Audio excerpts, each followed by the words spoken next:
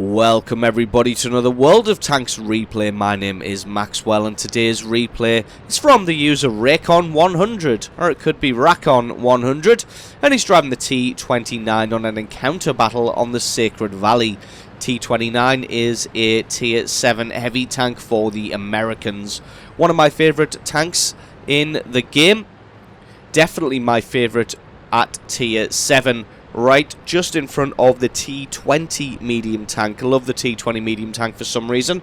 Also an American tier 7 tank. Don't know what it is, just really love the T20. But I don't know why I'm talking about that tank so much. We're playing on the T29. Decent tank, got a good hit point pool behind it. Decent maneuverability and speed for it being a heavy tank. Got fantastic turret armor. I think it's 298mm frontally. And has a pretty good cannon as well. If we have a look, it does about 320 average damage and 198mm of penetration, meaning that this thing is more than capable of dealing with anything in its tier and above. Duels pretty well with tier 8s as well, especially if it can get down into a hull down position. Like I said, turret on this thing is fantastic. And really, when you are top tier, like Raycon is now in this game, you can catch people unawares by surprise, and you can just absolutely wreck some people who aren't expecting what this tank is capable of doing. Gets a lovely shot on that 88. 88 did fire, but that one didn't find a soft enough spot and only bounced on the turret. Trying to find another shot on his weak spot, but you can see it's kind of mostly hidden by that rock there. So Raycon does the smart thing of not firing off his cannon, just saving that shell. Does have a decent length reload though on this gun. It's the only thing that really lets it down is its long reload compared to other tanks in its tier and in its class. Raycon decides to cut right and try and outflank some of the enemy tanks that are pushing through the center rather than try and take on that 88 frontally. They would really have to push in straight against him. Does find an M6 here. You see a lot of enemy tanks trying to push through this center. They've got a T150, a Chi-Ri, and this M6. So Raycon decides to come forward and just try and take them on from the side, flanking around them. Unfortunately, just takes out the track of the M6. He's taking some artillery fire, so he's going to have to be careful, as that Lorraine looks like he is zeroed in on this location. Allied tanks have pushed on this 88 very quickly, and they're able to get around him, and he's going to fall fairly quickly unless people just bounce repeatedly on his rear armor. Raycon's just waiting to see if this 88 backs out enough for him to have a shot. He does, but that one just bounces on the soft spot. 88 doesn't particularly have any soft spots. Did see the M6 flash up briefly there, trying to have a predictive shot. That one doesn't quite land. M6 does back away, comes into view now. Those three heavy tanks finally take out that one surrounded 88. Took them quite a long time to get that one done. Now, Raycon going to come at the T150. Gets a great shot onto him. He's able to back off in time without taking any damage. This tank's pretty good at side scraping as well with the strong turret. When you present the side armor, normally enemy tanks elect to fire on the turret instead. And when you've got a turret as strong as this T29, you can't shoot at the turret instead because the turret isn't going to let any shots through. Did get a nice shot on the Cromwell there. And the Cromwell just getting a couple of hits before backing off, doing the smart thing. Does see a Firefly, but only a little bit of him. Just keeping his gun trained on where this Cromwell might attack him from if he pays too much attention to this right-hand side. Has a shot at the Firefly and misses. Does decide to back off now. There is someone in the cap circle, but that's got almost 3 minutes on the cap clock, so there's absolutely no rush whatsoever. Going to maybe try and take this Cromwell by surprise. He was behind a rock. He's not anymore. Now he's been blasted to pieces. Now he's going to go and try and take on this T150 that's in a little bit of an entrenched position. Did have a nice shot there, but the T150 just straightened himself up before Raycon was able to open fire. He's not going to be able to take him on there. Fires at the front armor, but the Trollish Soviet armor just laughs that shot off. So Raycon decides to press in for the kill. Going to allow his gun to reload. Takes his shot straight through the front of the T150 to take him out for kill number 2. But if you have a look at the score here, the Allied team losing at 6 kills to 12 at the moment. They only have 3 tanks, whereas the enemy have 9. Does see the 3001P. Gonna let his gun close all the way and gets a lovely shot onto the weak spot right on the top of his turret. Paying attention to the left-hand side as there was a Firefly. Great bit of predictive work there, thinking that the Firefly would be flanking around him, and indeed that is exactly what the Firefly was doing. He's able to get a shot through him to take him out. Now he's going to switch his attention back to the 3001P. 3001P has pushed forward, but the sharp angle of Raycon's front plate just bounced that shot. He's rocking forwards and backwards, trying to lure the 3001 into taking a bad shot. 3001 did take a bad shot, and that one missed, and he becomes kill number 4 for Raycon. Now that just leaves the KV3 and Raycon himself to take on 7 enemy tanks. Most of the enemy tanks are on the other side of the battlefield. Raycon's all alone here. Going to be stopping to try and offer some assistance to the KV3, but it looks like he's out of line of sight. He's going to have a look at the cap circle here. Does spot the Griller. He's out in the open. He gets obliterated. That's kill number 5. And then Raycon's going to back off as he doesn't want to take any more fire from this Lorraine 155. Looks like somebody did have a shot there. Not sure where that came from. May have came from the hill because it didn't look high caliber enough to be the Lorraine 155. Although he may still be on the run from the KV3. The KV3 being closer may have deemed him to be a larger threat. So Raycon may be able to breathe easy for a short while. Still got 5 tanks on the enemy team. The KV3's taken one of them out. Now Raycon's going to push forward towards the bridge. Always keeping an eye on the lower area just in case anybody makes a break for the cap circle. But he's going to head over the bridge, and they're going to try and close in together on this hill with the KV3. Finds the M6 from earlier. He's not quite got the angle to shoot at him because of the corpse of this allied tank here.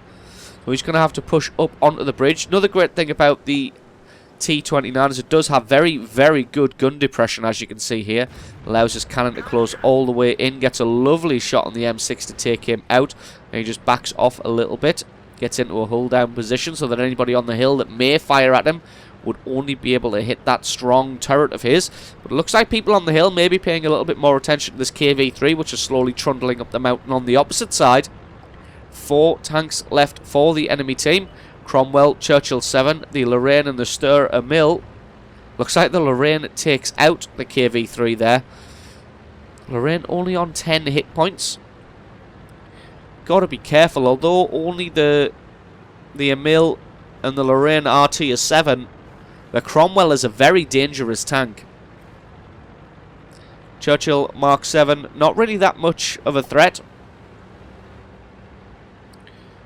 For its tier, it has decent armour, but when you come up against a beast like the T29 with 198mm of penetration, that armour doesn't really count for much.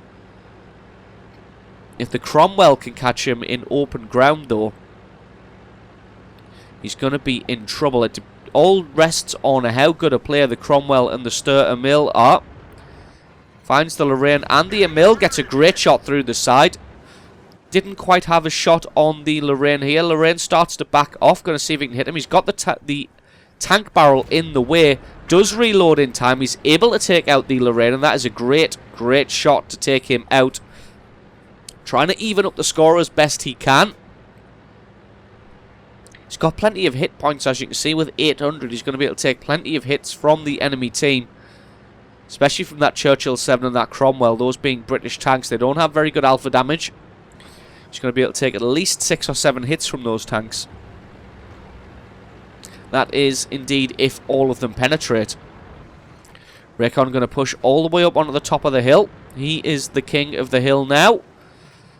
Assuming that that tank destroyer is going to back down off the hill. Does get spotted. Churchill Mark 7 is directly in front of him. Only got 60 hit points. So as soon as Raycon can get a bead on him, should be able to take him out. His track gets taken out. Going to have a look for this Churchill Mark 7. He starts to back off. He gets taken out. That's a beautiful shot to pick up kill number 8. Although the enemy team does know where he is now. I'm pretty sure he did take a shot from the rear at some point as well, so he was just having a look as that Cromwell may have been behind him. But to be honest, if he'd fired from that range, definitely would have exposed himself.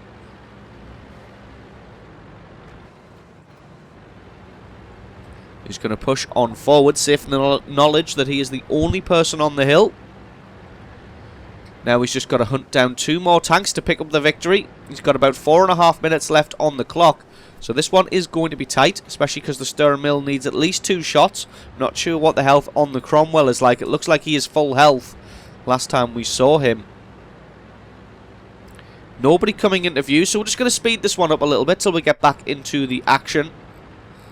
Rakon's just going to head down the hill here. Going to have a loop around in an effort to try and find somebody to fire at.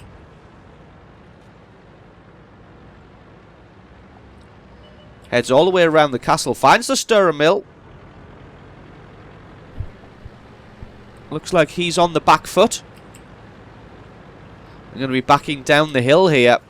It's not really going to be a good move for him, considering the fantastic gun depression of this T29. T29's able to land another great shot on the Stirrer Mill and then back off. He realises that he's not going to be able to get around the corner and fire before the T29 reloads. T29 doing a great job of keeping himself in a hull down position there. Tank Destroyer is just backing off and backing off. Rakon is loaded. He just needs to peek over the top enough to get a shot on the Stirrer Mill. He fires and misses, rushes that one a little bit, does take a hit, but that one only takes out his track. Has a look to the right because that's where the Cromwell is, but he's got to take out this Tank Destroyer who's got the bigger cannon. Takes him out for kill number 9. Now he's got to pay attention to this Cromwell. Cromwell very quick, very mobile, able to relocate to different points on the battlefield very, very quickly. And to be honest, with how long it's going to take Rakon to climb this hill, I'm not sure if he's going to be able to find the Cromwell or if he's going to have left. To be honest, if this Cromwell wants to be a scumbag, he could just run for the hills, run to the corner. Nope, he's still there on the hill for some reason. Rakon has a shot and misses, unfortunately. And it looks like the Cromwell is maybe scumbagging it and trying to run. He only has to survive for 1.5 minutes to pull a draw out of this one.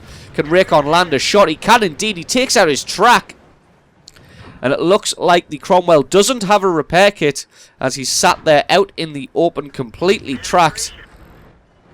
Has a shot and takes out his engine as well. And the Cromwell's just going to sit there and fire ineffectually at this T29 until the inevitable demise. And that is kill number 10. 4,500 points of damage and a win with 1 minute left on the clock. So absolutely awesome, awesome replay there from Rakon 100, picking himself up a brilliant 10 kills, 4,500 points of damage, and really winning that one for his team. And don't forget, guys, if you've got yourself a great replay, please send that in to replay@screenreality.com. The link for that is in the description. Just attach the replay file itself or the link to the What Replay website to the email, and I can check that one out for you.